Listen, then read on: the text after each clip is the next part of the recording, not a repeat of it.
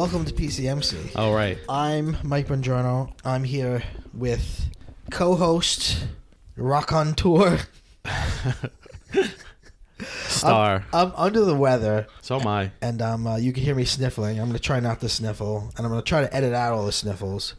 But whatever happens, happens. I'm here with Anthony Bongiorno. Hello, everyone. How are you, Anthony? I'm feeling under the weather myself. It just came over me a couple hours ago, as I was just telling you. Me as well. It's that time of year. It is. I feel like exactly a year ago we were recording. Because I remember we were saying that this is the time of year when, you know, just depression comes in and like a cool breeze and settles in to your bones. Like an old friend. Like an old friend, and you're feeling sick, and it's the nadir of the whole year. But, you know, as a mentally ill person... Mentally chill. Yeah, you bet. I sometimes like being physically sick. That's interesting. Why?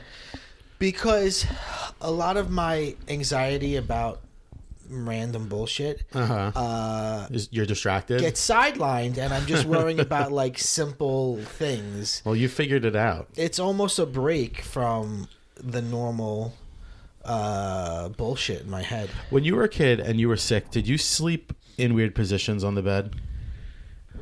I mean, it like, depends on... I feel like I've talked about this with other people, and it's a common kid thing. Like when you're sick, I guess it's like from, you know, like getting tired of being in the same position. Like you'll lay like upside down on the bed. Oh, yeah, Or yeah. like you'll lay the opposite way, or you'll lay horizontally. Yeah, you just... Or lie, I guess I should say, but go ahead.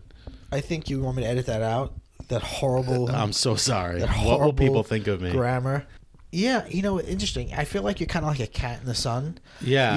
You're like trying to find... I don't know, I think... Like the position where you won't feel sick? Yeah, exactly. You're just trying to find anything that is anything. Yeah. It's like when you're also like... I feel like when you're a kid and you're not feeling good, or at least I like flipped the pillow over and over and over right. again, like looking for the cool side. You need that cool breeze to calm down that inside heat. And that's how you know, like you knew you were not feeling well, or maybe you had a fever because it was just like everything felt burning. Yeah. It sucks. This is a great way to open a podcast. This is PCMC. This is a podcast about popular culture, media, movies, video games, TV shows, puzzles. That's right. We're looking at a puzzle right now that you're working on. An undone puzzle. It's I've only got it's Fantasia. You've only got the Mickey. I've only got Yen Sid here done, right in the center, and the rest of the puzzle is going to be a real bitch. Well, I hate to be this guy, but I'm gonna fucking push the imaginary glasses up my nose and say that Yen Sid is the name of the sorcerer. Oh, I'm so sorry. And this is his apprentice, the sorcerer's correct? Apprentice. You're right. He steals. So sorry about that. Ladies and gentlemen at home, I apologize. Yen Sid is Disney backwards. Bet you didn't know that. Who didn't? Who could know that? That character is also one of a million characters that it's like he's based on Disney, and it's like every guy with a mustache is based on Disney. Anthony, welcome. Well, welcome to my home. Welcome to the show. Thank you. How's 2020 going for you? Sounds great. So, how's 2020 going for you? Oh, it's peachy keen. Yeah, it's fine. It's fine so far. You know how it is. This is gonna be a weird one. I can already feel it. You want to go? Yeah. Where are we going? Are we going to Trailer Corner? Because speaking of weird ones, I wanted to go to the news first. All right, let's go to the news first. Because boy, did you pack a wallop.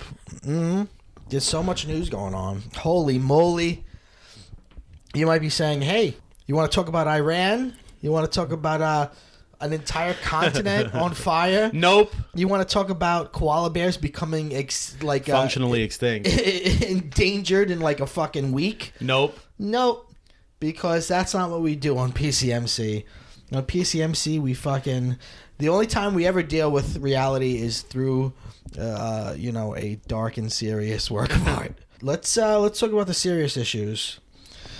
What the kids call the JJ cut. Oh, okay. Yeah, I feel like you know more about this than I do, but from what I've read, and now you can educate me, I'm now reading that there's no such thing as the JJ cut. I believe there is no such thing as the JJ cut. And that everybody's projecting what they wanted from Rise of Skywalker onto this imaginary JJ cut. Okay. That I believe is going on.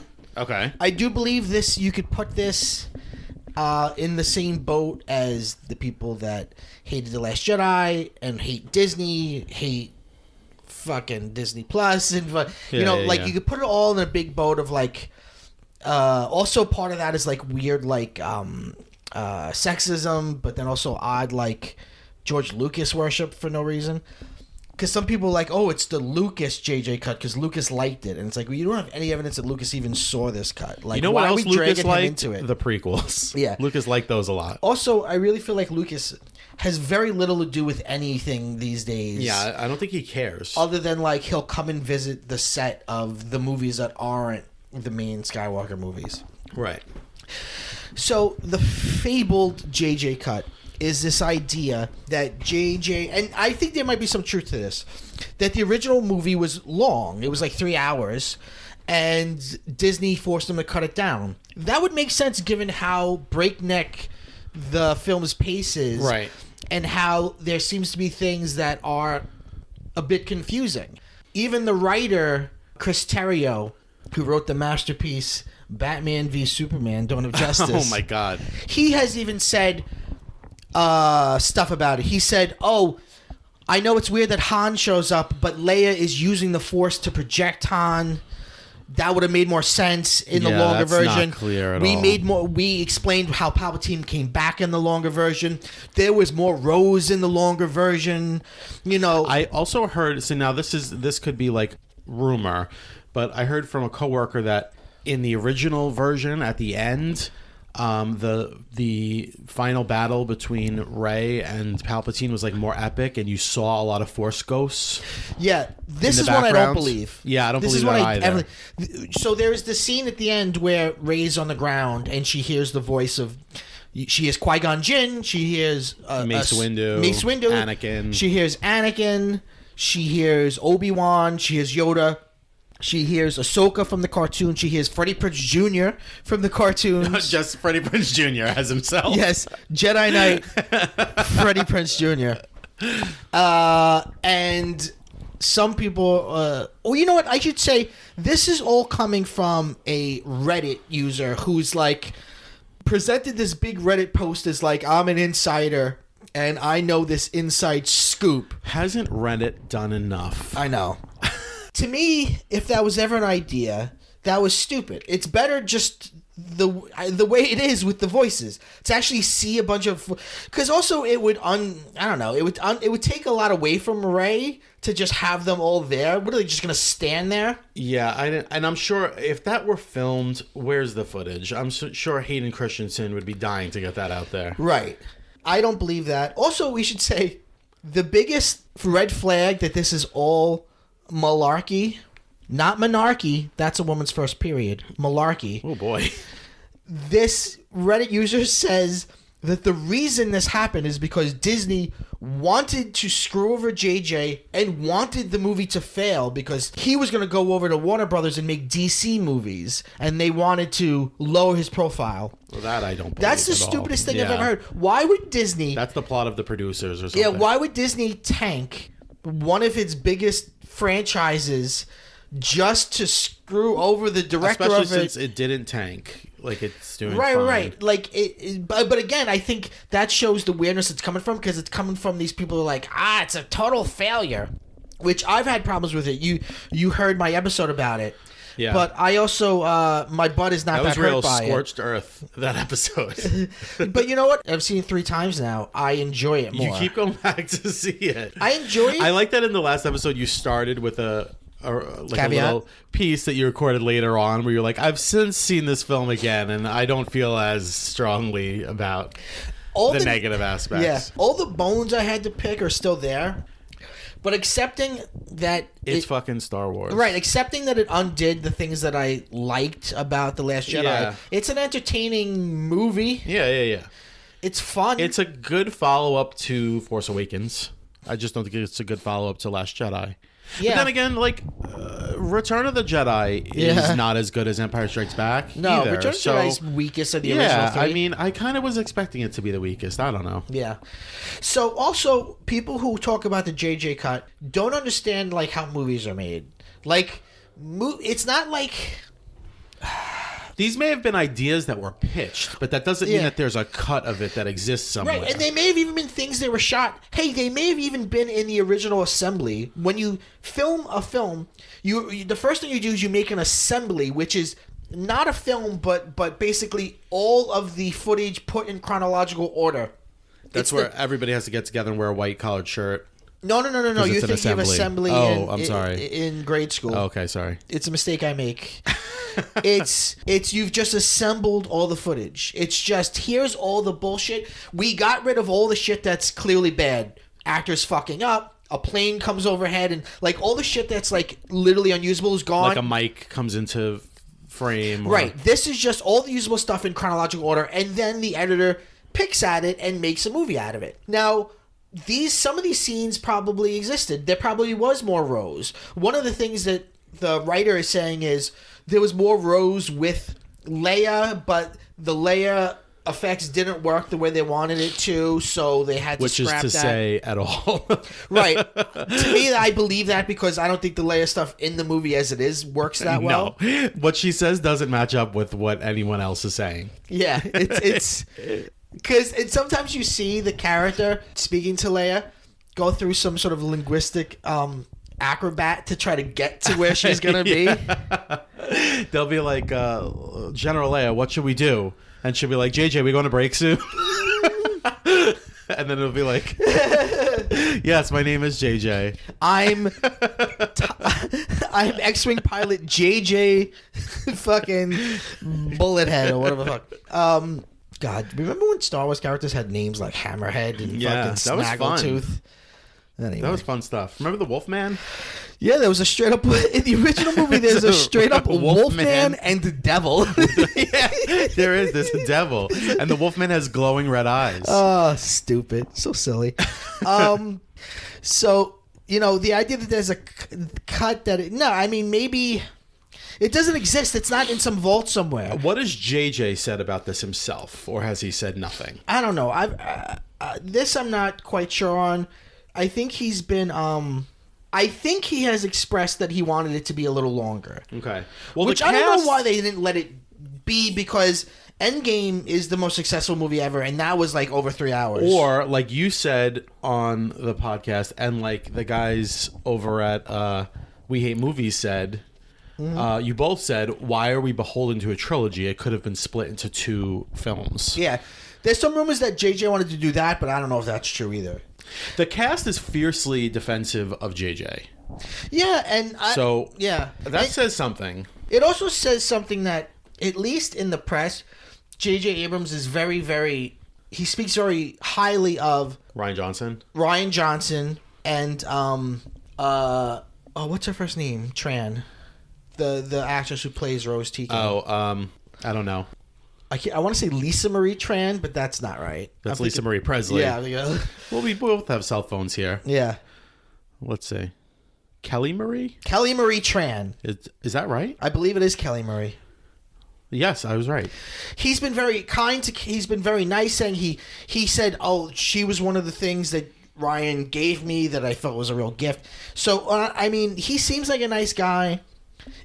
I will say that just from seeing the film, it feels like Disney was I described it as cowardly in the podcast about it. Okay.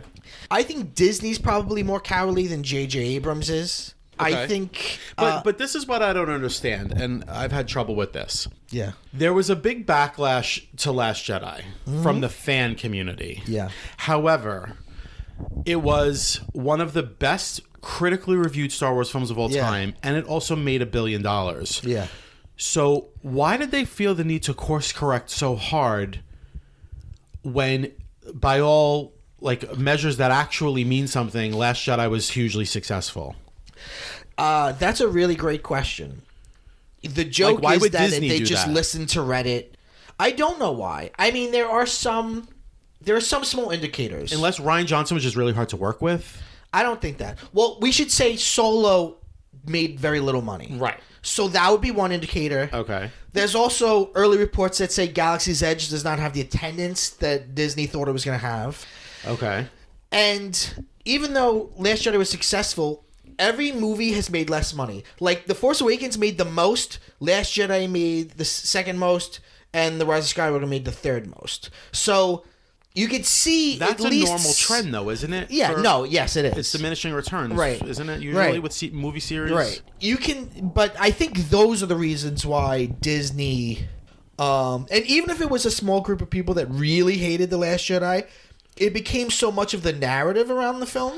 Which is interesting because, like I said, it made a lot of money and it was very well reviewed. So I feel like people will look back at history and look at the reviews and stuff and say, like, oh, this is a very well reviewed movie that made a lot of money. And then the ultimate irony is that The Rise of Skywalker is one of the worst reviewed Star Wars movies of all time. Right. But it's... But then you'll go to the user review, and the user review is very high. Yeah. But a lot of that is a lot of people like, oh, these... I don't know. The user reviews suck, and there are plenty of people who just create accounts for that one movie. And putting those people aside, what are user reviews for? I want to get into this in segment 2, but I saw Uncut Gems, which I thought was phenomenal. Yeah, it's got very high critic reviews because it's an excellent film. Right. It's got very, very low user reviews. Was it people expecting an Adam Sandler movie? It's people going, this movie was way too much. It was too tense and too shouty, and none of the characters are likable.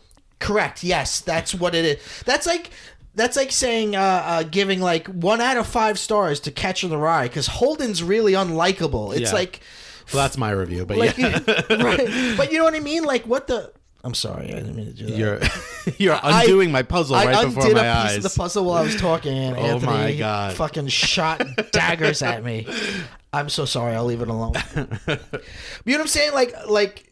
And I'll get into that more in segment 2, but I don't know what users want, but it's... I don't know. I don't know. Whatever. Also, we should say this ties into these people that seem to be desperate for the Zack Snyder cut of Batman vs. Superman. Oh, yeah. That definitely Which I'm not even sure that exists. Yeah, at least there's something to that in that it was mostly made by one director, and then another director came in and kind of reshot a lot of it. But at least, like, to its credit, like, Batman vs. Superman is just a horrible movie. And, like, Rise of Skywalker, I don't think it's horrible. I think it's, I liked it still. It was fine. Right. There are rumors now, and again, this is rumors, that it might come back out with a longer version. I think it should. I think it should have been longer. I think you alleviate a lot of the problems if it's longer. Why were they so scared? Yeah, I don't know. As of right now, Last Jedi is the longest one. Right. I mean, by like 20 minutes or so. Giving it some room to breathe. Also, another thing we haven't talked about, and this is, I'm not sure if this is true or not. This I'm torn on.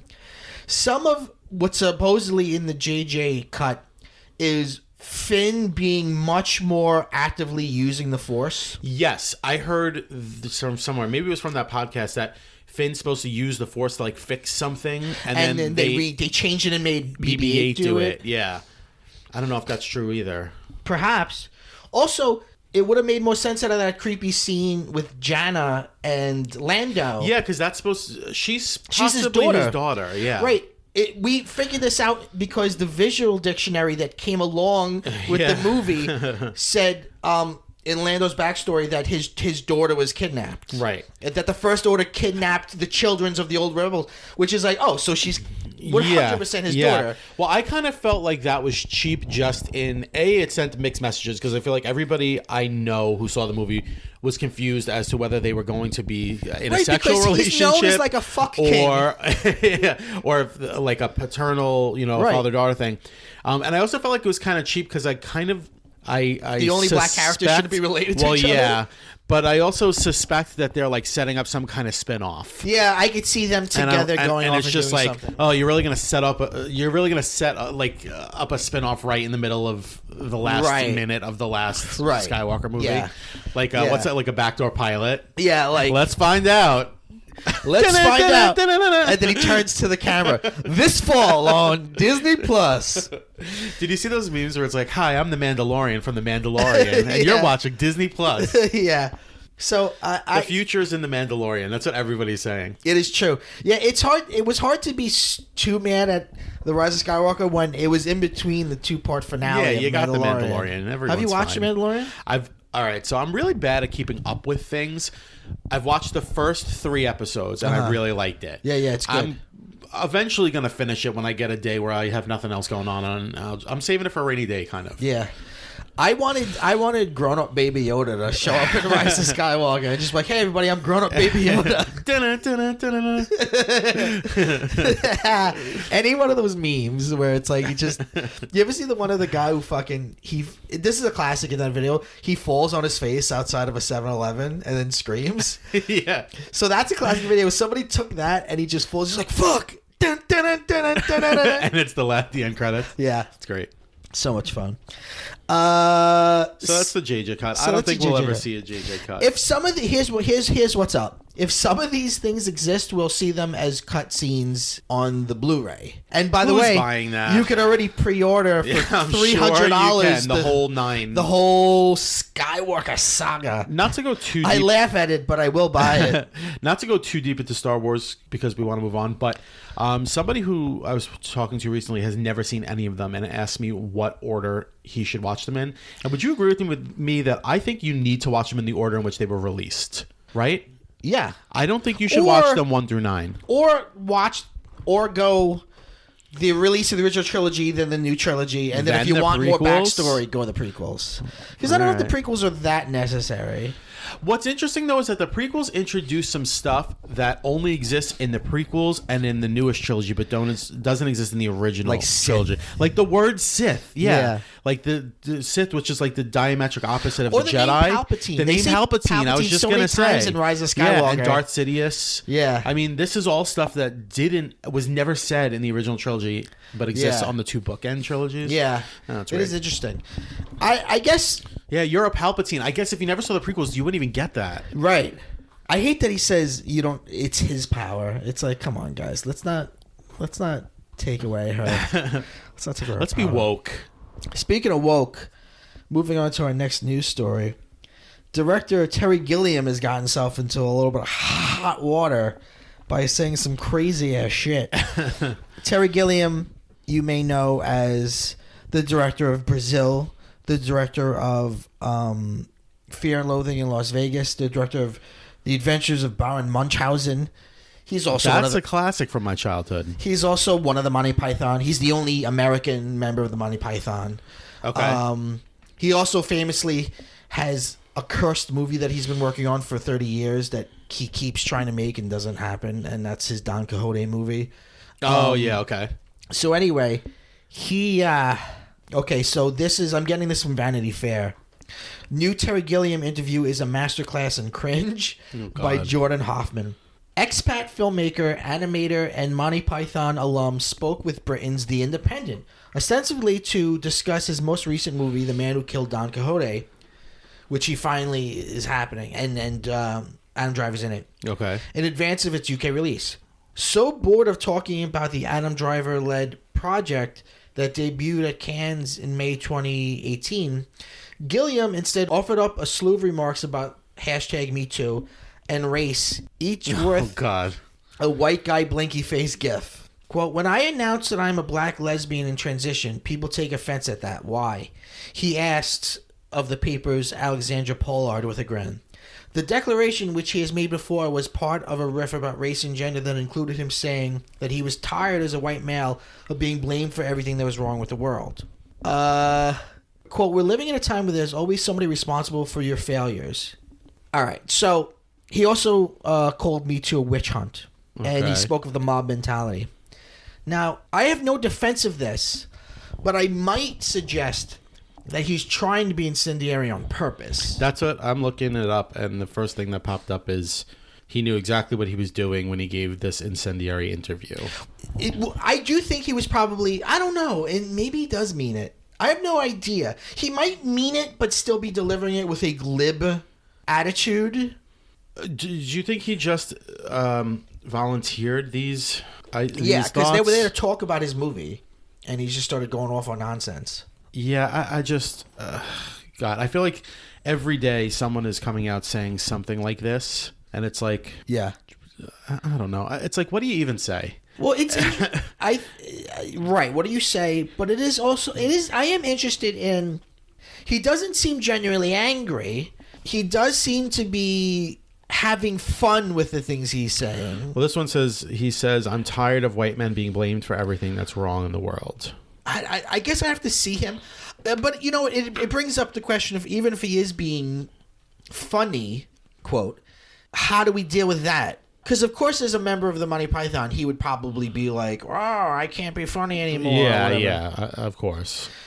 There is a nuance. I'm not saying that he's right at all.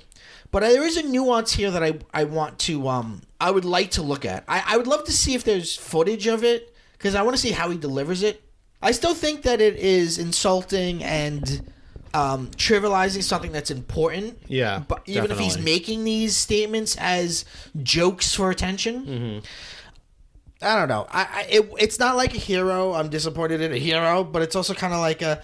Yeah, no one needs this. Well, that's my thing. Out. It's like, I just feel like, and this is the age we're living in, right? This is the social media and the internet and whatever else is just at its worst. I just feel like, do we need to hear from everybody all the time? Right. Like, I'm just so tired of hearing everybody weigh in on everything every 5 seconds. Right. Like, you don't need to have an opinion on this, Terry Gilliam. Right. Like, and that's not to say, like, well, it is to say, like, you've probably said enough. Like, let's let other people talk You're for already a bit. Are a filmmaker. You have an expression in the world. Yeah, exactly. It's not like, I don't want to be one of those people who's like, like people give athletes a lot of a hard time and say, like, shut up and play. Right. But that's typically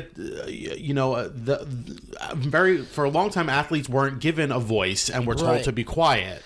But people like this guy have had the ear of the world for 30 years. So it's like exactly. Now it's time to let somebody else speak up. I don't know. And it's just like the idea of like something as positive as Me Too, which is still happening and unfurling, and the waves are still hitting the shore, and it's still settling into the zeitgeist.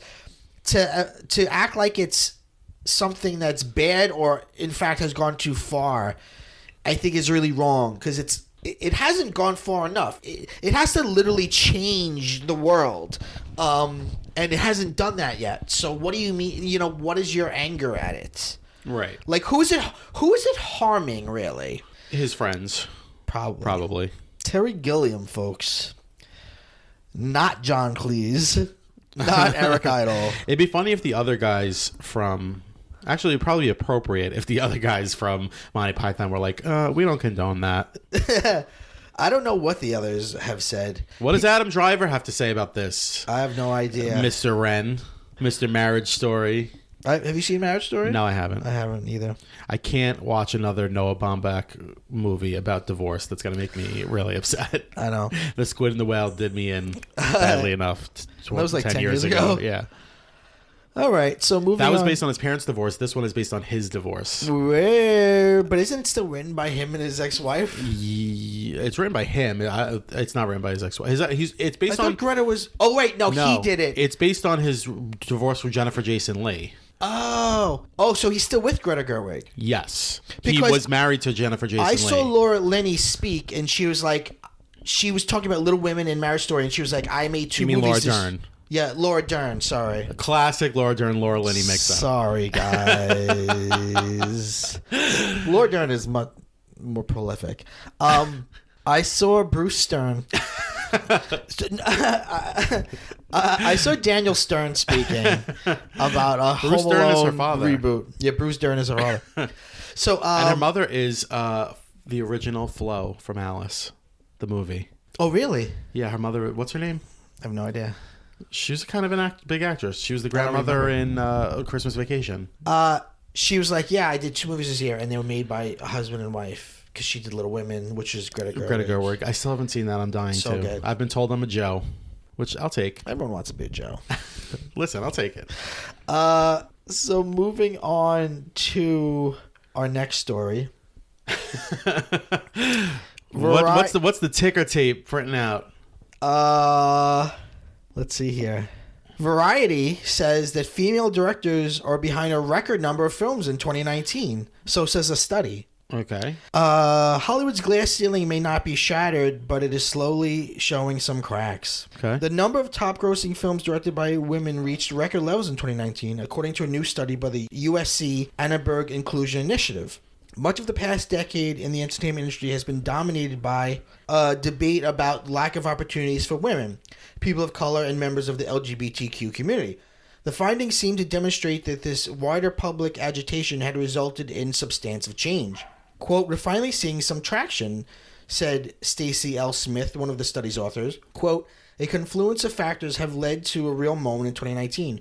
Over the last 12 months, the likes of Greta Gerwig, who directed Little Women, Lorraine Scarafara, who directed Hustlers, Olivia Wilde, who directed Booksmart, my pick for best movie of 2019, Lulu Wang, director of The Farewell, Melinda Matsoukas, sorry if I'm saying that wrong, Queen and Slim, helped propel the number of female-helmed movies to new heights.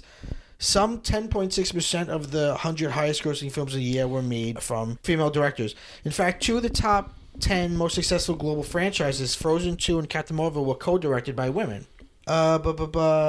Smith believes there's a number of reasons for the improvement in the wake of the Me Too movement. The formation of Time's Up, studios are facing more public pressure about greater scrutiny over hiring apprentices. So this is just a study, but it's a portent of something good, which is more diversity in the media. And I think more diversity in the media is important because the media is a big imaginary mirror that we look at it and it functions like a mirror would because it reflects back to us something that looks like reality. Mm-hmm. But it's not reality. It's an illusion. Right. So to create a sort of better culture or more inclusive culture that creates opportunities for everyone, you need parity in the media world. You need people to make movies that look like the people who watch movies. Mm-hmm. Like, someone I hate is Jerry Seinfeld. And there was only a handful of African American characters on his sitcom, which is a sitcom that takes place in Manhattan. Yeah. And when asked about it, he would always say something like, well, we were there to be funny. We weren't there to fix the world's problems. But I always find that to be kind of a lame excuse because I think I think if you make media, you have to take that seriously because you're in charge of the big fake mirror. Especially if you have a show that takes place in a diverse city. Right. Same could be said of Friends and Sex and the City.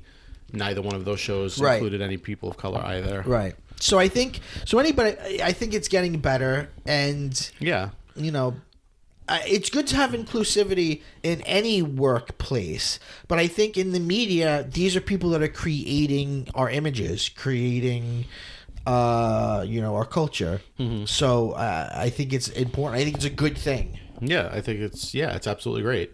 I've read and heard for a while that, I've been listening, as long as I've been listening to podcasts and listening to people who make media be interviewed, a lot of women filmmakers have said that they feel like there's more pressure on them to create movies that are high in quality and will bring in a lot of money. Otherwise, they won't get another chance. Right. You have more. Whereas a male filmmaker can fail over and over and over again. Hollywood's more forgiving of male filmmakers. Right. Which I think is probably true. Which is kind of why I wasn't as crazy about Booksmart as you were, but I did like it. Uh-huh. I know it didn't make a ton of money, so a lot of critics deemed it to be a failure. And then I know Olivia Wilde, right? She's the director. She kind of was on social media saying please go see Booksmart so that we can empower women filmmakers. And it was just it made me feel sad. It's that's what she had to kind of go on social media and beg people to go see her movie. Right. And then Saley, she had to go and play a really sexist character in Clint Eastwood's next movie. Oh, I didn't Richard see that. Jewell. She played a real woman who existed, but she played a real person who was a reporter. But in the movie, they make her an evil harlot who fucks people for information. Something that there's no proof that the actual reporter ever did. But his movies are so conservative. Oh, Clint. I actually liked that movie. Other than some of his movies are good, because he's a great director. It's just he's so fucked politically. Not Jersey Boys though. That's a bad movie. No, I didn't even see Jersey Boys. It's the only movie that is based on a musical that is what if we did this without it being a musical? There's no music in it? There is music in it, but it's not a musical in the way that a musical normally is. It's like the music only exists. What is it? The diegesis. Like it's only like in the world of the movie, and so it's never it's never any full songs. It's like usually clips that are intercut with dialogue. It's basically like Clint Eastwood was like, I want to make a kind of like weighty biopic about Frankie Valli and the Four Seasons, I guess. Yeah. And I want to base it on this fun, colorful musical, but I want to make it a kind of like dark, joyless period piece. Sure, Clint. Yeah, whatever you want. It sucks. Do you want to go to Trailer Corner? Let's. We watched 3 interesting trailers. You Boy, put did the we. fan on? It's getting toasty in here. Hot. It's getting toasty. Or we're just both. Oh, my puzzle pieces. Or we're just both like burning up of a fever. This room is becoming like Contagion. Can we please start with Uncaged? I'd like to start nowhere else. Uncaged is its new name. It's been out for years under the name Prey, which is a much better title. Yeah. So the first thing that caught me off guard, Uncaged, was I first saw this and I was like, all right, so this is a movie about a lion, and so then I opened it up and the YouTube link that you sent me, the subtitle it's an Uncaged lion horror film, and I was like, is this a horror film for lions? Yeah. And then I was treated to this trailer, which at first I thought that the audio was not synced up with the actors' voices, but then as soon as I saw that there was an attack in the Vondel Park, I was like, oh my god, we're in Amsterdam and this is a foreign film that is now being released in the United States, and it's about a killer lion on the loose in Amsterdam. Yeah, you bet it is. It was made in the Netherlands. They're speaking Dutch in the original film. Yes, and it's bad dubbing. It's dubbed in horrible dub. Oh, there's that dub where the guy opens up his cabinet of weapons and he sees the weapons. He's like, "Come to father," or whatever. Yeah. I mean, it would probably be so much. It looks like a fun movie, but like it's Jaws with a lion. That's exactly what it is. It's Jaws with a lion. Can't we just watch it with subtitles? Or I know. I guess it's just that people are too dumb for that. I think it's been available on demand, or I think you have been able to get it with subtitles up to this point, but this is its like big American release. I'm just thinking, if it came out a couple years ago, that may have been the summer that I took a trip to Amsterdam. Was everybody talking about crossed that crazy lion with movie? the lion? But it's just so funny because I was like watching the trailer and looking at all these iconic sights from Amsterdam and being like, oh man, did I never think I would see a lion running down the streets, mauling people for no reason. They kind of make it like he's pure evil. It's Jaws. It's Jaws on the land. So there's a couple of moments that really struck me. One is somehow this lion gets on a subway car. Yeah. And what did you know? He fucked shit up. And there's a shot of people in the subway, and the train goes by, and they're like, they oh, look, a lion! They're like, is that a lion on that train? It looked like a lion on that train. He's a really mean-looking lion, yeah, too. he's He looks like he's is he fully CGI'd? Or part prosthetic? CGI. I mean, his face looks pretty bad. That's why I was wondering if it was like, I don't know, like a half and half kind of thing. Like they had a real lion and they CGI'd his face. No way they had a real lion. You never know. I mean, I'm just thinking of the horrible possibilities, like the lion breaking into the Anne Frank house and all these terrible things. I'll bet you he swims in the little I hope so. Canals. You think there's a joke like where he like goes to like a like one of those coffee shops and like gets high? Probably 100%. It looks like, to its credit, we're laughing at how ridiculous the idea is, but it looks like it knows it's silly. It looks like Snakes on a Plane or like Sharknado. Right, it looks like it's meant to be crazy. The other scene that really got me was they're like, well, there's only one thing to do. We have to bring in the world's greatest lion hunter. Oh, yeah, and he's It's a man, it's a disabled man in a It's a man in a wheelchair. But then you see the constable and he's like, he's only got one leg. Yeah, the voiceover is so incredible.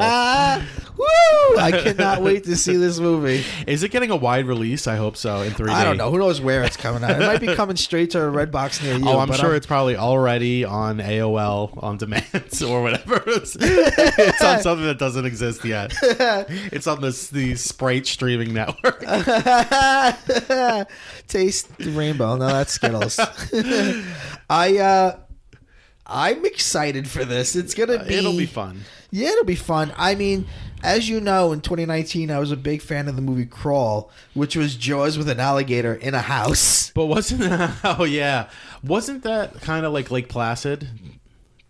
Lake Placid is definitely Jaws with an alligator. But what if it's in a house? That makes it even better. Oh, man. Yeah, and then there's 2. I don't want to ruin it for you. Oh, boy. All right. It's so good, Crawl. I think Quentin Tarantino said Crawl was his favorite movie of the year, which is such a Quentin Tarantino thing to say. I hate him so much. It's cool when I say it. It's actually not my favorite movie at all of the year, but I had fun with it. So that's one movie, Uncaged. So the other 2 are more serious movies. Well, not really, but they're not Dutch. So what are the? So what is the other one you want to talk about? The other one was A Promising Young Woman. Yes. With Carey Mulligan. Yes. Looking like she's gonna give her career best performance.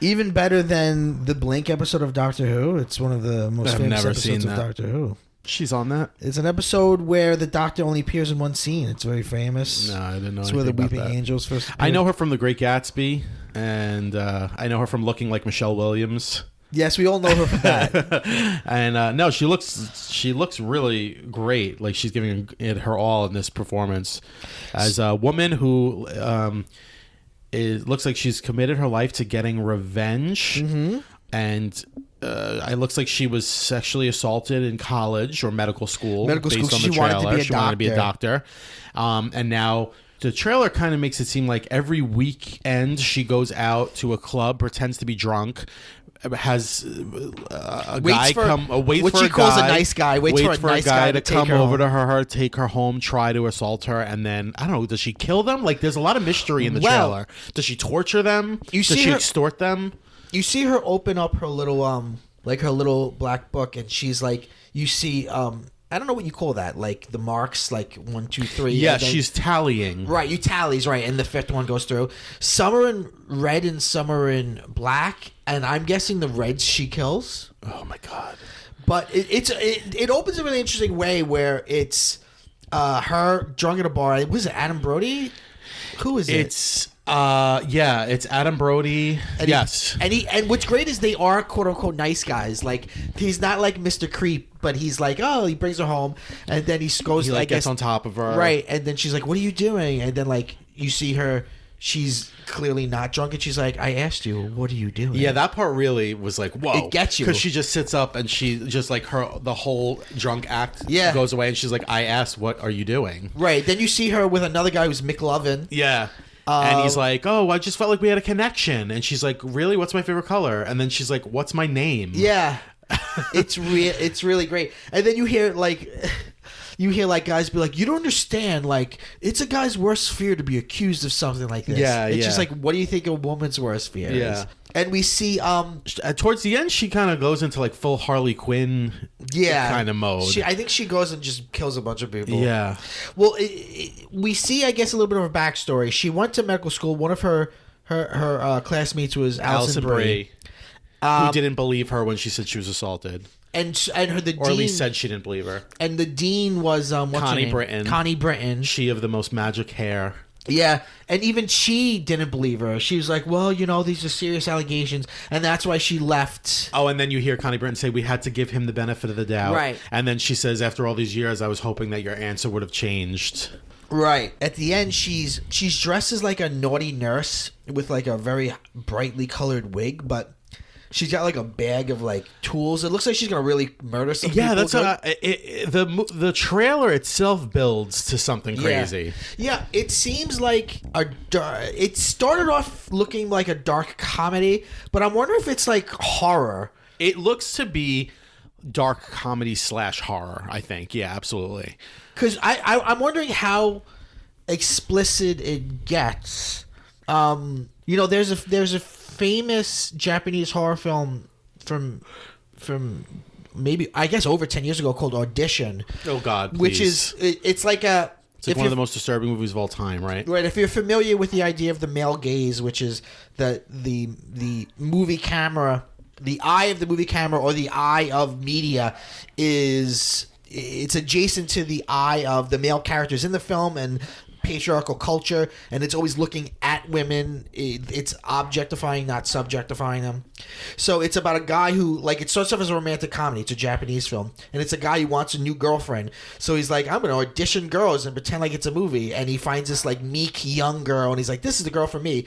And then when he brings her home, it becomes torture porn. She paralyzes him and then, like, cuts his legs off with a fucking wire. It's just, it's so hard to watch, but it's this. People love it because it's like this, like, it's this perfect reversal of the male gaze, or it's not a reversal. It's a sort of revenge of the gaze. It's like the gaze fighting back. I saw the trailer when I saw the movie Uncut Gems, and there were some young guys next to me, and they seemed very sensitive. Which I look back and I go, oh, son, I was there.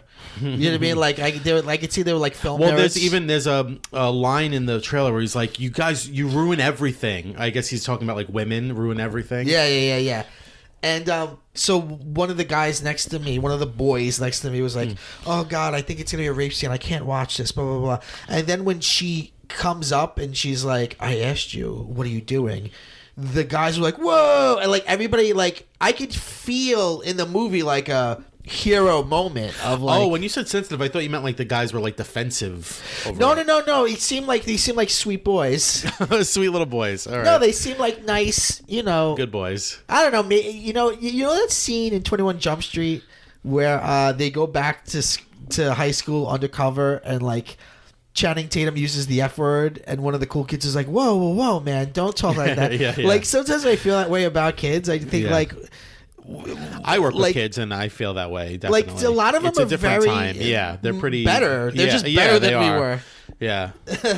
So I think it'd be really fun. I'd also like it's interesting to see her do this because it's been I've always thought that she was good, and this looks like it's going to be like a career-defining performance if it does well enough. Yeah, I hope so. I mean, she looks amazing, and whether or not the movie itself is good, like if it's well directed or well written or whatever, either way, I could tell just from the trailer that she gives an amazing performance. Yeah, I'm excited to see it. I think he's gonna be very good. Yeah, and I wonder if it's gonna upset people. Oh, I'm 100% sure it will. But then again, what doesn't? But that's people fun. are upset by Rise of Sky. I mean, The Last Jedi, Rise of Skywalker. Right. People are gonna be upset. I'm excited for people to be upset by it. Yeah. Okay, so the last trailer we watched was I don't remember another trailer. New Mutants. Oh, yeah, that's why I don't remember it. So this is an interesting trailer because the first trailer for this film came out in 2017. And did you see that one way back then? No. All right. So New Mutants Maybe I did and I just forgot because it was equally forgettable. All right. New Mutants was a comic book. No, I know that, yeah. It's a spinoff of the X-Men. Yeah. New Mutants is actually where Deadpool first appeared. Yes, I knew that as well. So they made this as a horror movie.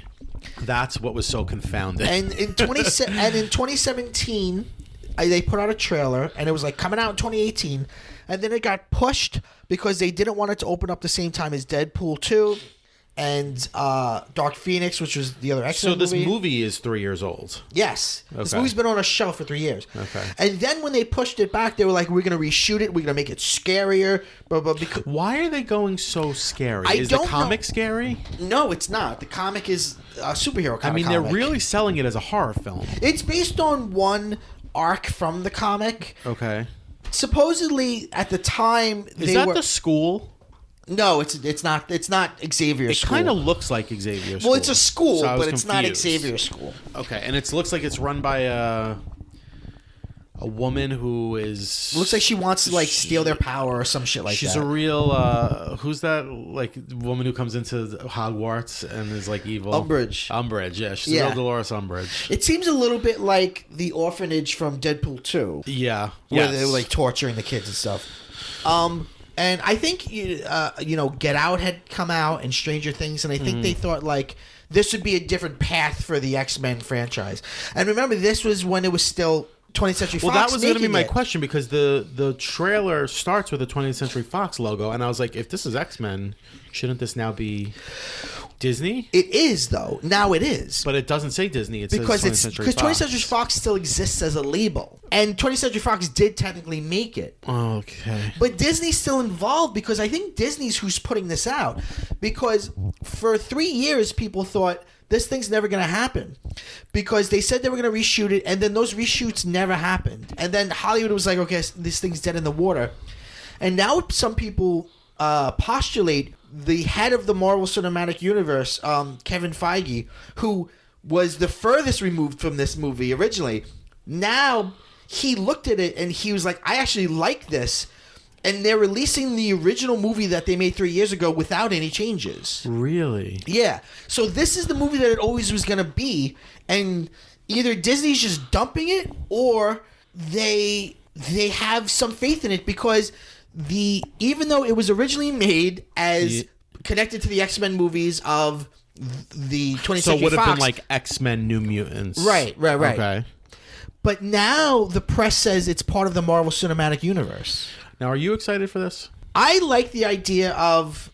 I like playing with genre. I like the idea of a horror movie with the mutants. I think that, yeah. All right, so if I think this is my fault, is that I know the cheese stands alone, and I'm probably the only person who feels this way, but like the minute I just see the Marvel logo, I'm just like, I'm checked out. I don't give a fuck. I'm so tired of it. I'm so fucking tired of it. Yeah. but I will say a scary movie that it being a horror movie did make me feel like, oh, that's different. Right. But then, wasn't there also that movie Brightburn or something that was like supposed to be like a superhero horror movie? Yeah, it was like, what if Superman were evil? Yeah, that was a bomb, right? Yeah, but I liked it a lot. Oh, you did? Yeah. I don't know. I mean, I could be wrong. Maybe I'll see it and I'll like it. I mean, I like X-Men. I don't not like these movies. I just feel like there's too many of them. There's too many of them. I just feel like I can't catch my breath. I totally understand. Yeah, I'm not super excited for it. Me and the rest of the world is shocked that it's coming out, because the new trailer dropped this week, really unceremoniously, and people doesn't bode well, right? And people are like, holy shit, this movie's actually still around. But calling it part of the Marvel Cinematic Universe is interesting, because remember, mutants have never been part of the Marvel Cinematic Universe because of the old deal, but now they can be. There's even all these rumors that they're making a new Doctor Strange movie with Benedict Cumberbatch, and it is going to be a multiverse where you see different universes. And supposedly they're going to use that as the way of bringing Ryan Reynolds' Deadpool into Marvel Cinematic Universe, because they want Deadpool, but they also feel like he's there's no other actor who could do it. Like he is Deadpool. Yeah. So the rumor is he's going to come into that movie, and then they're going to make more Deadpool movies, but it's not going to be sequels to Deadpool 1 and 2. It's like that. It's like Deadpool in a different universe, which is fine because he breaks the fourth wall anyway. Yeah. But I don't know. I'm if they're just throwing it away, then it's gonna suck. But I think it's either one of two things: either they're just dumping it and it's gonna suck, or they feel like it's good and they're trying to position it to be like a sleeper hit. That's what I think is happening, because I don't know. There's something about the way the trailer came out. There's something about the way the trailer is cut. There's something about the way that the press is referring to it as the Marvel Cinematic Universe. It makes me feel like I've seen them try to bury things before, and it doesn't feel like they're trying to bury it. Well, if they really tried to bury it, they would have just released it straight to Disney Plus or something. Right, exactly. The fact that it's getting a theatrical release, the fact that it is the original version, not fucked with, is also interesting. Yeah. I don't know. When do you think that's going to happen, by the way? When do you think we're going to get something dropped to Disney Plus that's totally unannounced and surprise? I feel like that's going to happen. Oh, it could be this year. Any day now. Yeah. Who knows? Since like the whole world is tuning into Disney Plus now. Yeah. Who knows when that's going to be? It uses and we've seen this a lot of times before.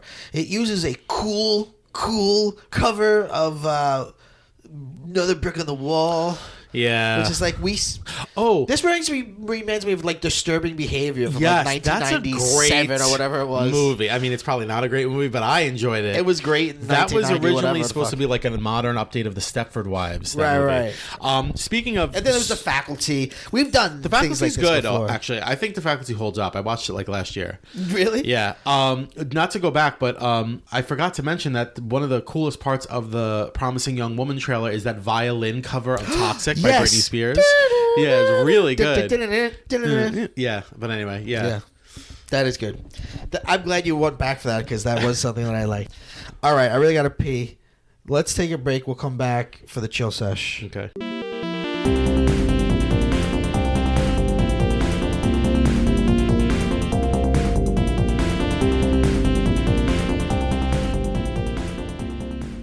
Welcome back to PCMC. I'm Mike Bongiorno. I'm Anthony. Oh, I'm so sorry. You stepped all over me. Welcome to PCM. Oh, boy. Oh, jeez. I'm Anthony Bongiorno. I'm Mike Bongiorno. Welcome to PCMC. This is the chill sesh. This is where we just have unstructured dialogue. Huh? I feel like we were already doing that. So, what you doing? What you seeing? What you watching? What you reading? I'm watching Schitt's Creek. What are you up to in Schitt's Creek? All right, so I have, like I said earlier, I'm not really good with keeping up with things. I'm the person, the idiot, that'll start a show, watch 2 episodes, tell everybody else to watch it. Then they'll all watch the whole thing, and then they'll be like, "Oh, you're right, it was great." And then I'll be like, "Oh, I still only watched the first 2 episodes." That's me because I recommended Schitt's Creek on this very podcast, and I stopped watching after like season 2. Yeah, I get sick of things, you know. I do too. I'm really bad with stuff like that. I remember when Stranger Things came out. I was one of the first people on board with Stranger Things. I watched like the first 2 episodes, and I told everybody I knew, like, you have to watch Stranger Things. I never even finished season 1. I still haven't finished season 1 because I don't know. Sometimes I just stop caring about things really quickly. Me too. Like, I kind of feel like Stranger Things. I get it. I got it. I don't need any more. I completely agree. Yeah. But anyway, I'm enjoying Schitt's Creek. I started watching it a long time ago when nobody knew about it. Humble brag. Hipster brag. And then I recommended it to a few people. Then what really got me into it again is I went with a friend to see the cast speak. Oh, really? Even though I really didn't, I was a fan of what I had seen, but I didn't know a ton about the show. I went to see them in Brooklyn live, and they did like a Q&A. And that was really, really fun. So then I was like, I really got to watch this show. And what's funny is I feel like the whole world is paying attention to it right now, which is odd because the last season is starting now. But yeah, even like coworkers of mine and even some of my students, like all of a sudden are like, do you watch the show Schitt's Creek? His daughter is in it too. Yeah, she's the waitress, Twyla. But I love, I'm just enjoying it a lot right now. I'm enjoying that there's a lot of it to watch. Like, it's just like one episode, then the next, then the next, then the next, because I'm so behind. Into it. And I really love Moira. She's my favorite character. Oh yeah, she's great. Moira you love Rose. A character like that. I love Jenna's my favorite character from 30 Rock. You love a sort of, how would you describe it? A sort of self-involved, self-involved, self-absorbed, delusional woman. Yeah. Who's like, that's why I watch The Housewives. Yeah, that's your thing. I love her. She's so good, and she was so funny live. Really? They had people come up to they played some games. Yeah. The whole thing was hosted by David, who's really Dan Levy. And he's really like, talk about a snack. I know he's really the brainchild behind the whole thing. It's his whole thing. And he was hosting, and he had people come up and do trivia, Schitt's Creek trivia against the cast members. And she just really cracked me up because she was like, some young woman came up and she was like, "What's your name, dear?" And she was like, "Oh, my name's Angie," or whatever. And she's like, "Angie, I'm going to wipe the floor with you." It's just her delivery was just so perfect. And it was really funny. And so she was really good. Improv. They were all improv people. They were all really funny. They all independently did an impression of Dan, which is funny because then he kept being like, I don't talk like that. And they were all like, the woman who plays the sister, Alexis, she was talking about when he called to offer her the part, she's like, so he called and he said, hi, I really want to thank you for coming in. And she's like, and then he took a pause for 6 months. And then he said, so how would you like to play my sister on the show? And then he was like, why is everybody doing my voice like that? It was really good. That's fantastic. But that's what I'm enjoying, is just catching up on that. That's fantastic. I think I'm trying to remember where I left off. I think I watched the first 3 seasons. I'm just starting season 3. That's the thing with the binge model, which is like I watched the first 3 seasons in like a week. And then you feel satisfied. Yeah, exactly. And you're like, I don't need to go back to this. There's no stakes right. or anything. Yeah. I'm starting to really go back to the idea of weekly releases because, Mandalorian's weekly. Right. And the whole Baby Yoda thing would not have grown the way it did if it weren't weekly. Is Baby Yoda we're still doing that? Baby Yoda memes are a big part of my life. I know. I feel like the toys are it's coming to its yet. end soon. Well, yeah, because the show's I'm over. starting to feel like he's everywhere. He's like our generation's Bart Simpson. Yes.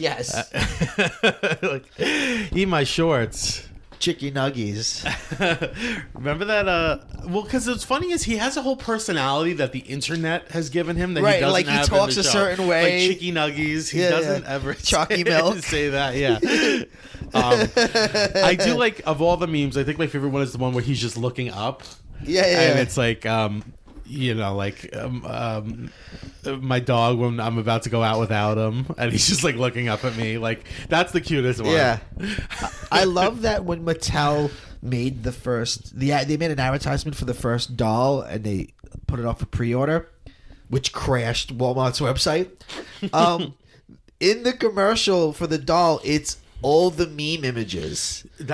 It's really fascinating. So meta. It's a fascinating thing.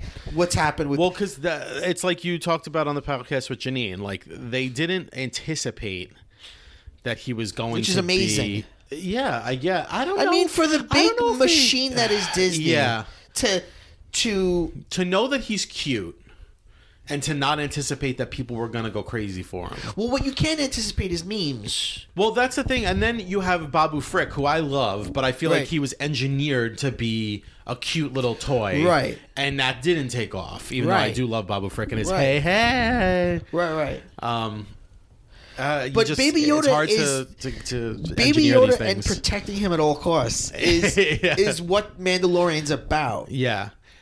It's an interesting one because I feel like as the show goes on and we learn more about Baby Yoda, those memes are going to be ruined. Because eventually he's going to get a name, I think. And Probably. It's not going to be Baby Yoda. Maybe. I don't know. I asked Janine, do you think he'll ever speak? Yeah. Yoda speaks. Yaddle. Did Yaddle speak? is the craziest. I don't think Yaddle ever spoke. Well, Yaddle... She was sitting speak. on the council, so she must have She's spoken. Never said anything. Yaddle is a crazy-ass character. Yeah. Yoda in a blonde Yoda wig. in a crazy wig. But maybe, we never knew anything about that character, that species. I'm waiting for Yaddle to get a spinoff. I'm waiting for them to go to like the Yoda planet, and there's just a bunch of Yodas and all walks of life. I'm sure we'll get there very soon. Yeah. There's also people who, and this is more rumors, that believe that it's going to tie into the larger story, which I don't want it to do. I don't want everything to have to tie in. This is what ruined the Rise of Skywalker. But you see, like, the I've reason heard that they want too. Like Baby Yoda, is he's what they use him to bring back the Emperor. And then I was reading like a fan theory that Baby Yoda is like a reincarnation of Yoda. No, that I don't believe.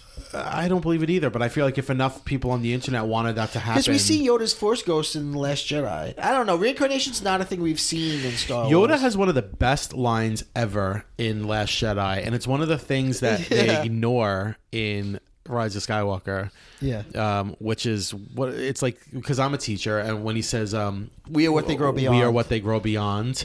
And they're sitting there watching the fire of all the Jedi techs burning. That's a great scene. And then JJ runs in and he puts out the fire and he's like, no, the Jedi. Did you ever see the meme where it's like you threw out your TV dinners box without reading how many minutes? And then it's Luke going, the sacred text.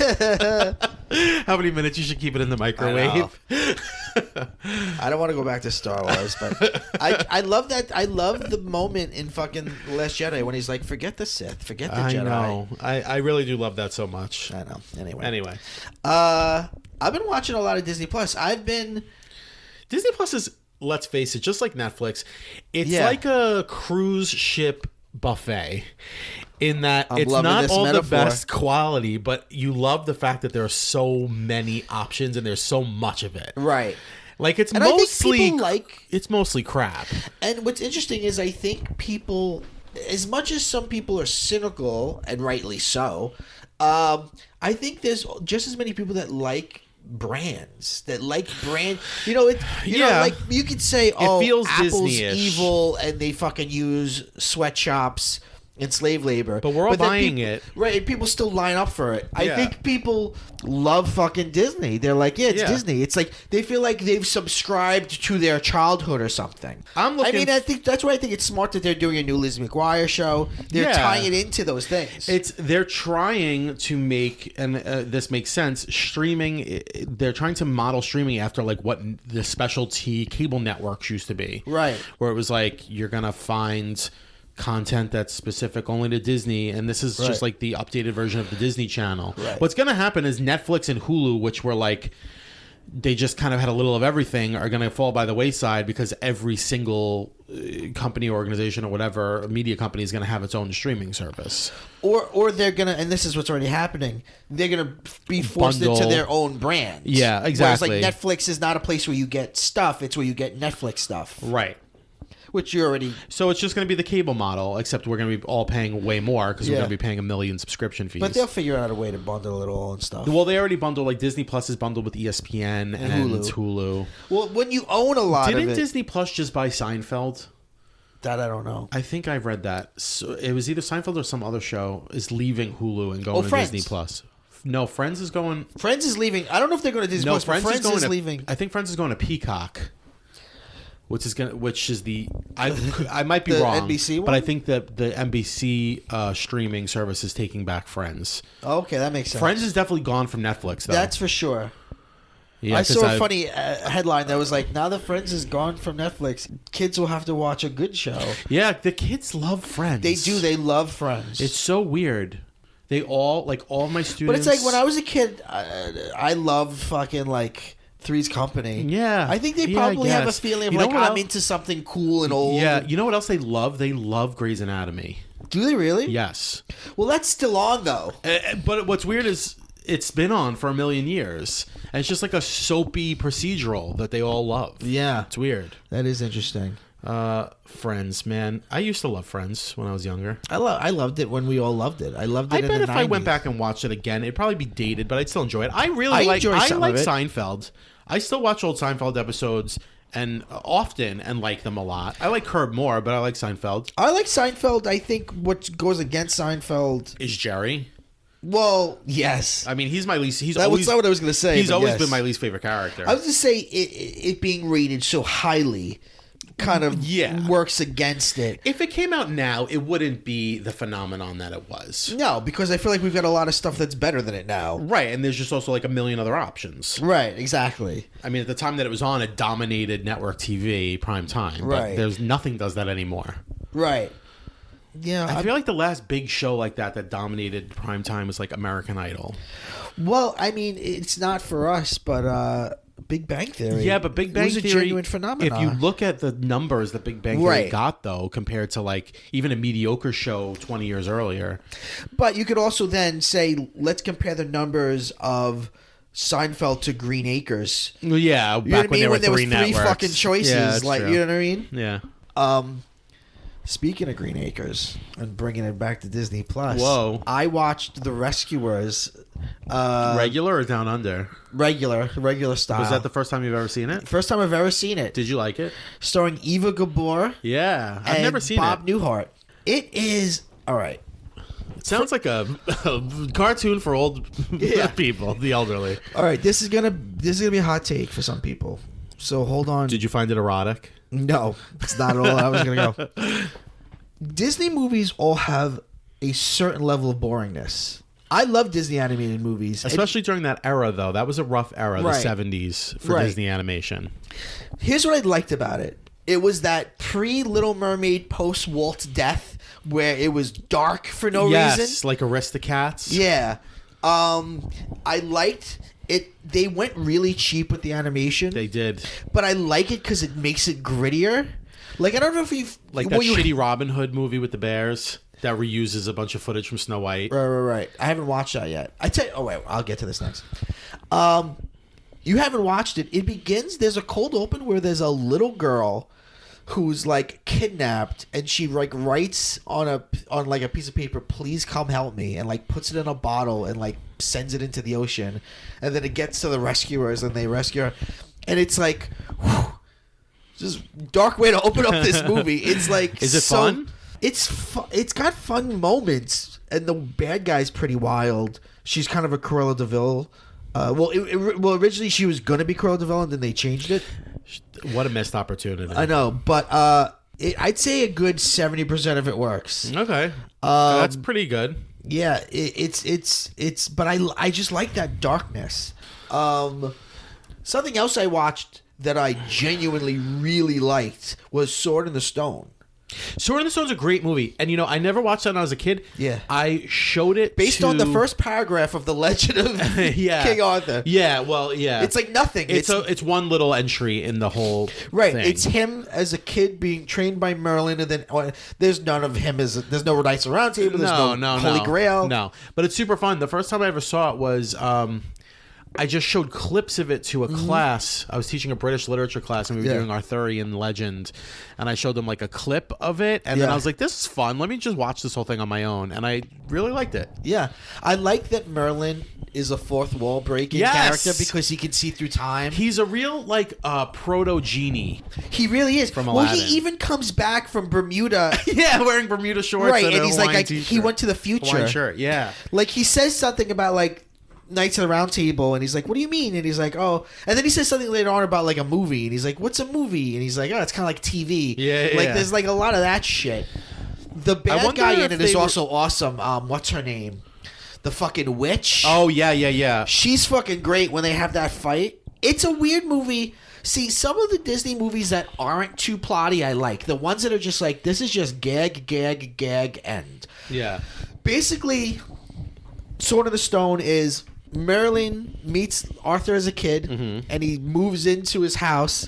And he's like, "I'm going to teach you because education is important." And then basically the same thing happens 5 times. He turns Arthur into an animal. They sing a song, and then whatever.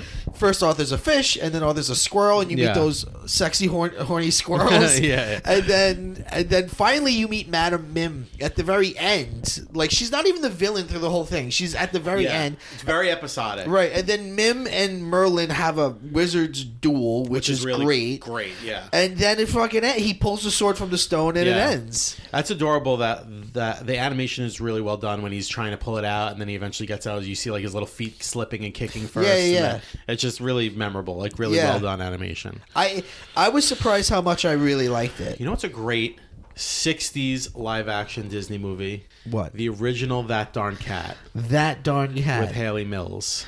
I liked that movie. It's a great movie. I liked both That Darn Cats. I wasn't as big of a fan of the Christina Ricci one because I had already been a fan of the old one, and then I remember I begged our mom to take me to see it, and then I remember being like, I don't know, this is too different. But I guess now if I watched it, I'd like it. Yeah. With Dougie Fresh as the cop, the detective, and they were like, it was like TDC. Yeah, TDC. That's because it was cat. cool. Yeah.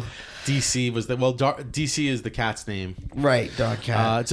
It's just a fun movie. Well, the original one had Frank Gorshin as the kidnapper. Yes. The guy who played the Riddler. Yes. And he was fucking fantastic. Yeah. It's a good movie. Something that people totally underrated. Yes, but something that people are now becoming aware of, or maybe a whole new generation has become aware of it, is how low quality the live action Disney movies were. Oh, yeah. Fucking pre-Hocus Pocus or like pre-Pirates of the Caribbean. You know what's another good one that's really like, it was a big hit too, and it's pretty like low, like shoddy, low budget. The original Jodie Foster Freaky Friday. I haven't seen that. It's charming as hell. It's a really fun watch. Really? And I really like the Jamie Lee Curtis one too. But the original one from the 70s with Jodie Foster is really well done.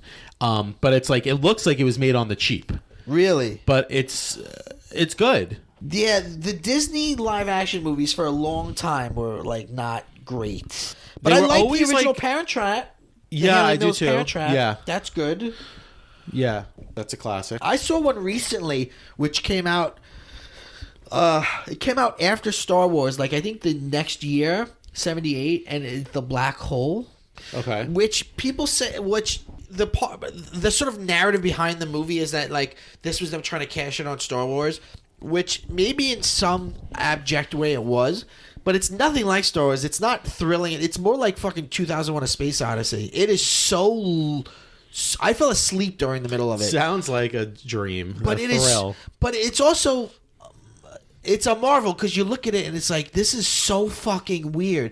In the end, the bad guy goes to hell, and it's like hell. He's in like a hell dimension. It's so fucking weird. But Is then it there for are kids? like, no. And Okay. Roddy McDowell's in it. It's weird. It's a fucking. That's the thing. Like a lot of. See, this is what I like about Disney, which is like there's this sort of idea of Disney is like squeaky clean and like perfectly polished, but when you actually dig into it, a lot of it's weird and bad and sometimes dark and doesn't fucking work at all. Like when I read a lot of the pre-Renaissance stuff is like that. And when I read The Animated Man, which is something I talked about in the last episode, I was surprised at how many of what we think of the classic movies as complete failures. Like Pinocchio was a failure. Cinderella was a failure. Yeah, Pinocchio almost bankrupted the whole studio. Right. Dumbo, which they thought was like not a big deal and they made on the cheap, that became a big hit to their surprise. Like they would constantly back the wrong horse. Yes. And they were constantly like playing catch up. Even into the 80s, like if you watch the documentary, The Story of Imagineering, they talk about like how Euro Disney fucking like really flopped. Huge flop. Yeah, like now known as Disneyland Paris, right? Where I've been. It's actually really nice. You went to Disneyland Paris? Yeah, I went there. I had no idea. Yeah, when I went to Paris, I spent the day there. Did you go on their version of Haunted Mansion with Vincent Price? Yes. Something Manor. Haunted Manor or something. No, I think there's alliteration there. I don't know, but I definitely went on it. If it was there, I went on it. I honestly am not remembering that, but if it's there, the park is only so big. Right, it's small, right? And I love the Haunted Mansion, so I definitely went on it if it was open. I would love to go to Disneyland Paris. I'd love to go to Tokyo Disney. Tokyo is the one where it's called like Mayhem Manor because they take ghosts very seriously. So it's like just like a weird like sci-fi. Okay. Disneyland Paris maybe just has a regular Haunted Mansion. No, there's. I remember some. Now it's Vincent Price does the voice of it, which he doesn't do the American one. Okay. And like it's got a much more. It's scary and it's got a more cohesive narrative of like a woman is in love with a guy and her father kills the man she loves. On the wedding day. Yeah. I remember some of the rides being very different. Some for the better, some for the worse. And now I can't remember.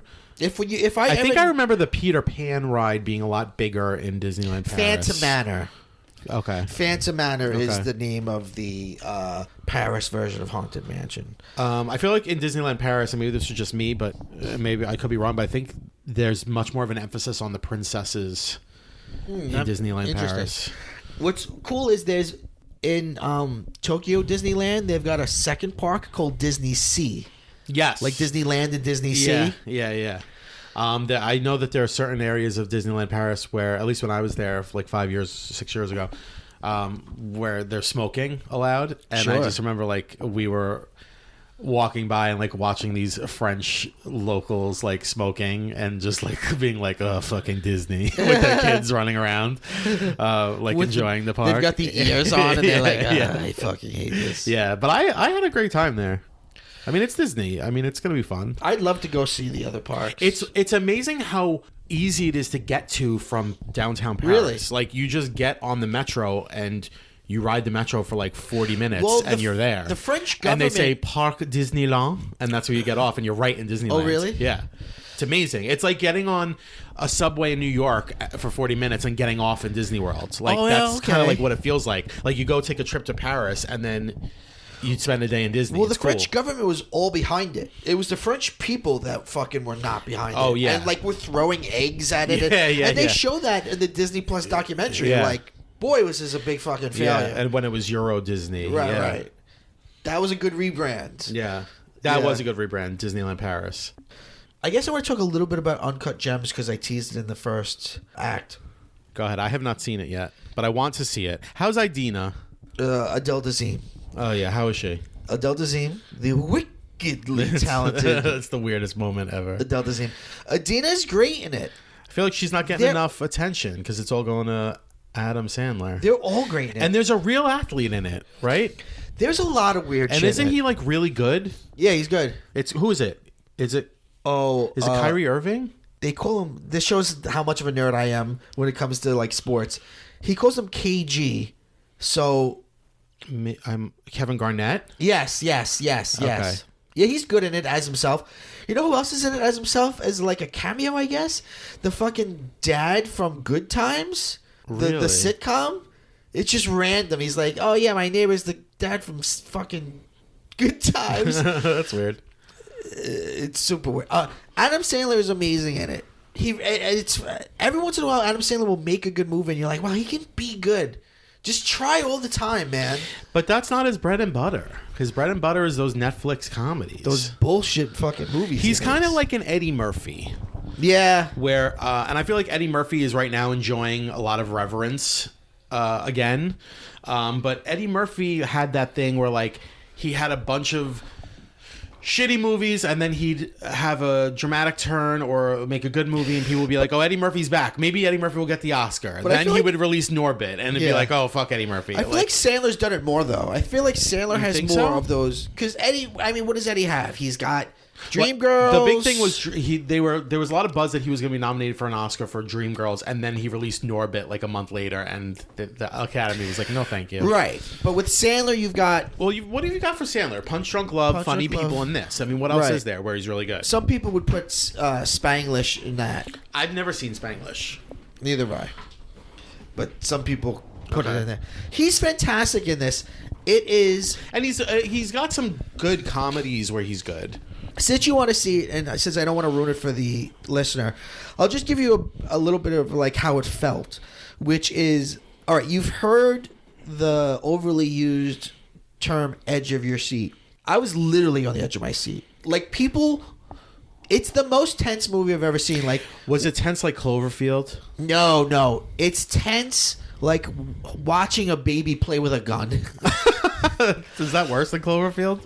Yes. I just remember when I think of tense movies, I think of when we went to see Cloverfield and we both were afterwards were like dizzy and we were saying that like the theater was like hot, like you could feel people sweating. No, this was a movie where people were like like yelling at the screen, like no. People were doing that when I went to see Bombshell. Oh, let's talk about that in a second. When I came out of it, I said that's one of the best. That's an amazing movie that I never want to see again. I feel that way about The Hours. Requiem for a Dream. Yeah. There are a few movies that are like that. It's like, God, I never want to watch that again, but it was great. And it's got funny parts too, but the tension is just so tense. And it's the cinematography is amazing. The mise en scène is amazing. It's such a claustrophobic. You gotta have good mise en scène. It's such a claustrophobic, cluttered, messy, dense movie. Okay. It's like it's so claustrophobic. Does it start like? I get the feeling it's one of those movies that starts like in medias res, like. Kind of, yeah. Like just right in the middle of something huge happening, and you gotta like think, you gotta pay attention, you gotta think quickly to like keep up, kind of thing. Yeah, it's but it is a fascinating character, but he's such a flawed, fucked up character, which is why I think it's so funny that fucking user reviews on Rotten Tomatoes are like, he's such an irredeemable character. It's like, well, who told you that movies are supposed to be about people you admire? Like, that's what blows my mind about certain people. It's like, yeah, that's what he's an irredeemable fucked up character who I would say is still kind of charming, but yes, he is an irredeemable fucked up character. But like that's what's interesting about it. Well, it's like Veep. I'm a huge Veep fan now. I just watched it over the summer, and she's a horrible person, right? And a horrible character, but that's the brilliance of it. Right, it's exactly. Like, wow, you're watching somebody who's so not like you. Isn't that so interesting? Yeah. Let's talk a little bit about Bombshell. Yeah, so the scene, when I went to see it, and I saw it in a pretty packed theater, the scene where Margot Robbie goes into Al's office and he's like being really lascivious and he makes her pull up her dress. There were people out loud being like, "Oh my god, don't! Oh my god!" That's a tense moment. Yeah, it was really tense, and a lot of the audience members I saw it with were like, "Oh my god." I agree with you. I didn't have that in my screening, but I definitely felt that. I think the movie's underrated. It's underrated, yeah. It's being treated like a real failure, and it's not perfect, but it's much better than it's being rated. I'll tell you why, because it's political. Because it's a good film. However, conservatives don't like it because it's critical of Fox News. Yeah. And liberals don't want to like it because they don't want to ever identify with or feel for Megyn Kelly. Right. It makes the Fox News people human. Right. Especially, it makes Megyn Kelly and... what's her face? The one whose story it really is. Margot Robbie? No, the one Nicole Kidman plays. Gretchen Carlson. Gretchen Carlson. They're the heroes of it. Right. But we know in real life that things are more complex and they're conservative and they have some real. They've said some terrible things. Right. So people don't want to root for them. So it's kind of for nobody. I get what you mean, but even in the movie, there's complexity. Like, there's a really great scene where Megyn Kelly is trying to see if Margot Robbie's character has been abused, and Margot Robbie is not a real person. She's a composite of a bunch of people. She's the fictitious character, which is interesting because the three leads are two real people and one fake person. Yeah, I know. It's interesting. And she's trying to find out if she's been abused, and Margot Robbie's like, "Yes, I have. Have you?" And she's like, "Yeah." And then Margot, it seems at first like she is trying to use Margot Robbie to get information. But then Margot Robbie turns it around on her and she's says, like, why didn't you say anything? You could have helped me. You could have helped other people. And then Megyn Kelly's like, well, how do you think you get... Like, she becomes defensive, and she went from being like, oh, you poor baby, to being like, oh, you're an idiot. That's how do you think a woman gets a TV show? Right. Right. Yeah. Yeah. It's complex. Going back to the point I made earlier that it's kind of for no one. I've read a lot of reviews critical of it because of the Kate McKinnon character too, saying like from both sides, saying like, well, she's an open lesbian, she shouldn't be working for Fox News. And then there are other people who are pro Fox News who are saying like there are plenty of openly gay people who work at Fox News and that's not like the way it is there. It's interesting. Is she based on anyone or anything, or is I don't just know. She's this character who's a lesbian on the low, right? And she's like a secret Democrat, a secret Hillary Clinton supporter who just works there, who just couldn't. Her first job was at Fox News, and now she can't get a job anywhere else because she works for Fox News. She's kind of Margot Robbie's girlfriend. Yeah, they have an interesting. Right. I think one of the best scenes. Yeah. She's bisexual, I guess. Margot Robbie's character, and she's conservative. She really believes all of this stuff, but she's bi. One of the best scenes or in the gay. I don't movie is, I think, when Margot Robbie. There's a scene where she calls Kate McKinnon and tells her that he assaulted her, and she's crying, and it's just a really great. The acting is great. The drama's great. It could have been funnier, or it could have tried. I don't think it knew how funny it wanted to be. I think it kind of was like wanted to be kind of a dark comedy, but then also didn't. Yeah. It also, I think, maybe if it has a flaw, it's that it tried to do too much in that it wants to be. It's ostensibly it's the story of Gretchen Carlson and Roger Ailes, but it really wants to comment on Megyn Kelly and Donald Trump. Right. So it marries those two stories together in a way that I don't think they were really that closely, interwoven. Yeah. But I thought it was really good. I really, really enjoyed it. We have to end this segment, but the one thing that really stuck out to me is like odd is I think they put way too much effort into trying to use makeup to make people look exactly like who they're playing, and I don't know exactly why, because it created some odd uncanniness, and it's like you look enough like it. Like Richard Kind as Rudy Giuliani was a weird one. That was a weird one. I forget who it was who played what's his name? The main guy. O'Reilly, yeah. Like he looked so much like him, but it was uncanny. Weird. Yeah. It was like, why do you need to do that? You know who was good? The actress from Waiting who played Janine Pirro. Yeah. And from Legally Blonde and from Beekman's World. Of course. Yeah, she was good. She was really good. Yeah. It was good. All right. Let's take a break. We'll come back with Obsessions.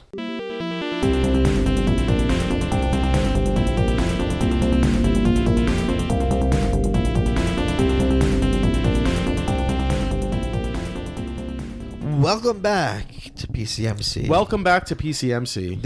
God damn it. This podcast is available anywhere podcasts can be found. Radio.com? Yep. You fucking bet it is. Oh, man. I can't wait to tell the kids. Yeah. It's fucking everywhere. So, this is Obsessions. Anthony, what are you obsessed with? I'm obsessed with another podcast that is better than this one. God damn it. No, I seriously am obsessed with a podcast that I was talking to you a little bit about. In Myers We Trust with Geyers and Rust. No, with Gorley and Rust. No, with Geyers and Rust. Who's Geyers? Gorley. Oh. So they made, because it was, so originally it was In Voorhees We Trust with Gorley and Rust. Yeah. And they loved the way that it rhymed so much that the title is In Myers We Trust with Geyers and Rust, even though it's Matt Gorley. That's fun. I listened to the Voorhees one, and a big part of like that was like trying to brainstorm names for the next podcast. Well, they have also like they love to do puns. And they, I guess it's funny, you listen to the Friday 13th, the Voorhees one. Yeah. I never did. I'm listening to the Myers one, which I'm loving, but it's only on Stitcher Premium, I think. Which I don't have. And I think when they went on bathroom break on Friday the 13th, they would say something funny. Like, there was one point where they let a bathroom break happen, and it's like 7 minutes of dead air. Well, I was going to say, one of the things I love about it is that it is so long form. Like, every episode is like 3.5 hours. Yeah. But in this one, they're like, they needed to... What was the thing they said with Voorhees? Like, they made a pun of, like, I have to go to the bathroom. And it was... more peas. More peas, yeah. In this one... I have to take a Jason Voorhees. Yeah. In this one, they were, like, spent the whole first episode trying to figure out, like, what they were going to do. Yeah. And it's so stupid. It's like... one of them will be like, hey, I gotta go home, I gotta use my bathroom, and then they'll be like, what do you mean, you can use my bathroom? He's like, no, I gotta use my own. And he's like, are you kidding? And then the other one will go, psych, I'll try yours. For Michael Myers. So it's psych, I'll try yours. That's so weird. It's so weird. That's a and weird they just one. like riff to get there. At first they were gonna do Drain Our Halloweenies, but then weird. they were like, that's sexist, so we need to redo it. And now it's I gotta cycle try yours. That's weird. I want to listen to it. Have you been watching the films with it? No, but I've seen them all so many times that I don't need to. Right now I'm almost finished with the part 5 episode.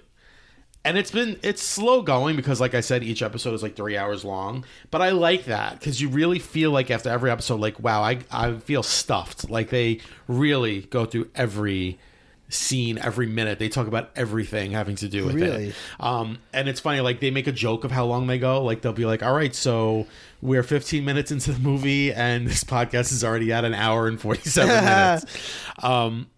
But some interesting stuff, especially since Halloween Kills is coming out this year, and like it just seems pretty timely. And I've recently like revisited some of the Halloween movies, and I always really like the Halloween series, and I think it's got one of the more interesting, really confusing timelines because there's like 7 different ways you could watch them, and they kind of get into that, and then there's the zombie ones. So I'm really obsessed with it. So every time I'm in my car, I'm listening to it. That's awesome. My hope is that like the last one, after it's aired and a couple months go by, they'll put it on the main feed. Think so. And then my gut tells me that the premium one will probably be Nightmare on Elm Street. Yeah, I think they're going to do it all. Yeah. I think they're eventually going to do it all. And Gorley I like from the Conan podcast. Right. And then, of course, Paul Rust is from Love. And He wrote the last Pee-wee movie, and he's done a lot of interesting, weird shit. Yeah. Very cool. My obsession is a book that I just read. It's I'm really into nonfiction. I'm having this weird thing right now where I can't read fiction. It's like, yeah, I go through phases like that sometimes. I think I'm reading less. Like I'll admit something to you. I'll admit it right here on the podcast. Go ahead. 2019 was the first year in 5 years that I didn't reach my Goodreads goal. You didn't meet your Goodreads goal? No. You know, I stopped setting those because I just felt like reading is the one thing I've got that's fucking just for me, and I'm not gonna make myself disappointed. Well, I feel like I'm not fighting against anyone. I'm not competing against anyone else. I'm competing against myself. Yeah, but I don't want to compete. I understand. I like it. But I didn't need it. Well, you also do comic books, so you're a cheater. Well, no. First of all, fuck you.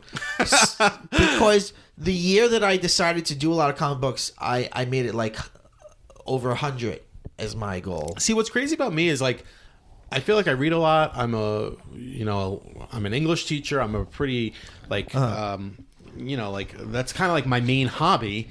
But I think I probably read like no more than like 10 books per year.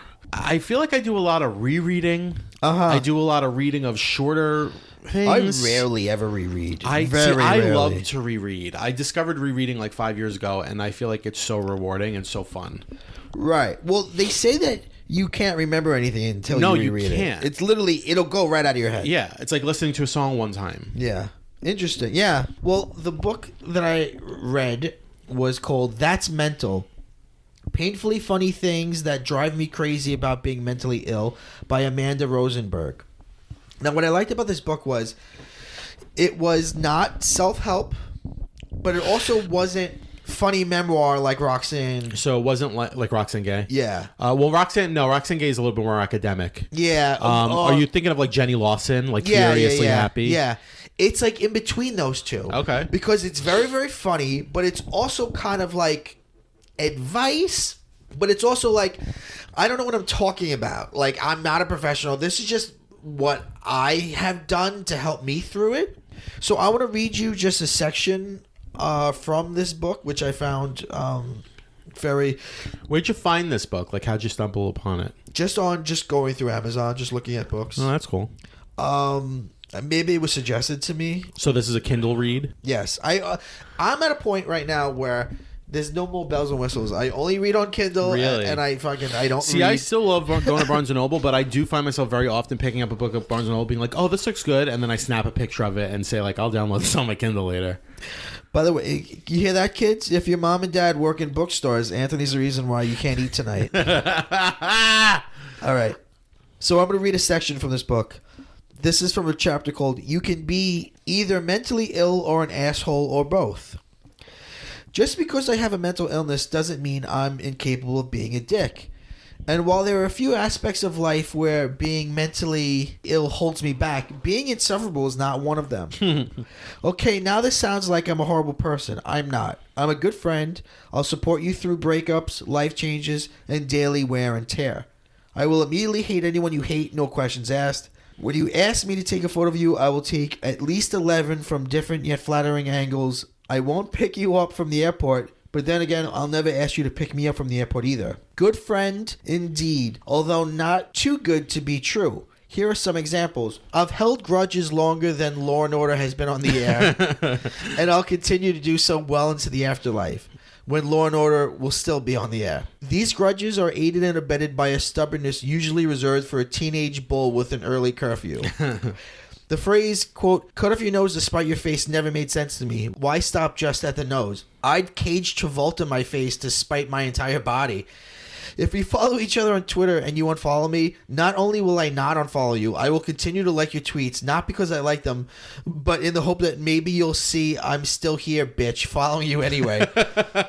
Some would call that tragic, but I like to call it childish and tragic. So it's a really funny book. That sounds really funny. What's it called? It's called That's Mental by Amanda Rosenberg. It's really funny. Sounds like a quick read, too. It is, yeah. It's like less than 300 pages. Title. Does it have any structure? Yeah, she goes through her life of not accepting being mentally ill and then being mentally ill in her like 20s and like suicidal ideation and what kind of what does she have? She's bipolar 2. Okay. And that's what Catherine Zeta-Jones has. She tried to commit suicide. She tried to I know you're supposed to say die of suicide, but when you don't die, what do you call it? You try to die of suicide? I think it's attempt suicide. She attempted suicide twice. And now she's married and pretty functional, but still mentally ill. And it's kind of like, how does she get there? Okay. That sounds pretty good. And did you find it to be like, sometimes books like that, like scratch an itch? Yes. Where it's like, you needed to read that at that time. Is that how it felt for you? Well, I'm mentally ill. So mentally chill. I have OCD, GAD, anxiety, depression, addiction issues, binge eating disorder. That last one I diagnosed myself. But you know what? When you eat to the point where you're crying in pain, I think you got it. Yeah. And at one point she actually, I think in the acknowledgement, she thanks Carrie Fisher. And she's like my mental health icon, and she's my mental health icon too. Everyone, her books are so good. Yeah, I've only read one of her books. Which one? The Princess Diarist. Oh, that's just the one that's about Star Wars. Yeah, I like her writing about that experience. You got to read the other ones. They're all great, but she's really a great. She was so funny, and her books are so good. And owning the mental illness is so great. Yes. Yeah. God. Yeah. It's so sad. She's amazing, though. I'm happy that she and Debbie Reynolds went together. Yeah. Did you see that documentary? Yeah, it's the most charming thing in the world. I love when she's like, of all the, times I've been to rehab, of all the drugs I've been on, my mother's biggest regret for me is that I never had a cabaret show. And then they cut to Debbie Reynolds crying and being like, she has such a beautiful voice. It's so much like Grey Gardens, which is what's funny. I follow Gary Fisher on Instagram, Fisher, sure. And it makes me so sad because like every once in a while he'll be like, "Miss my mommy today." How does he type? Anthony, thank you for being on the show. Thank you for having me. I think we got a lot done. We did it. You bring a class to these proceedings. Sophistication. Yep. Thank you. Anthony Bongiorno, you can find him on this podcast. Yeah, here I am. I'm Mike Bongiorno. This is PCMC. Follow Pop Culture Man Children on Instagram and subscribe to the podcast everywhere. You know what? Download every single platform and then subscribe on every single one. Mm-hmm. We end every episode by quoting Animal from the Muppets. Go bye-bye.